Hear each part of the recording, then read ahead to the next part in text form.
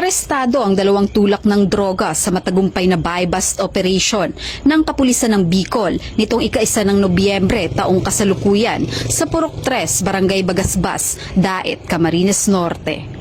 Bandang 2:00 ng madaling araw ng magsagawa ng operasyon ang pinagsanib na puwersa ng Provincial Drug Enforcement Unit, Provincial Intelligence Unit at Daet Municipal Police Station ng Camarines Norte PPO. Katuwang ang PDEA Regional Office 5. Target sa operasyon ng sospek na sina John, itinuturing na high-value individual at si Ron, isang street-level individual. Kuha mula sa mga sospek ang 16 na plastic sachet na naglalaman ng hinihinalang shabu na tumitimbang ng 55.8 grams at may halagang 379,440 pesos. Bukod dito, nakumpiska rin ang isang caliber 45 na baril na may 7 bala.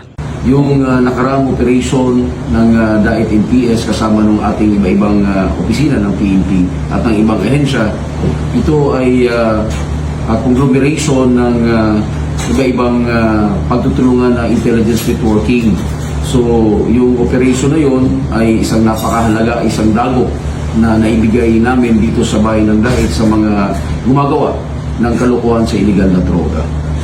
Sa ngayon, nasa kustodiya ng Daet MPS ang mga sospek kasama ang mga nakalap na ebidensya. Naharap ang mga ito sa kasong paglabag sa RA 9165 o Comprehensive Dangerous Drugs Act of 2002 at Republic Act 10591 o ang Comprehensive Firearms and Ammunition Regulation Act.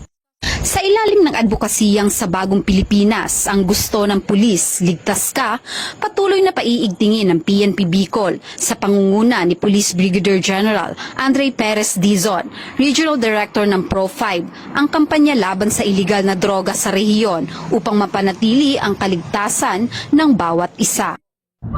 Mula dito sa Legazpi City, Albay, ako ang inyong PNN correspondent, Patrolwoman Carmela Bianca Panganiban, alagad ng batas, tagataguyod ng Balitang Pulis.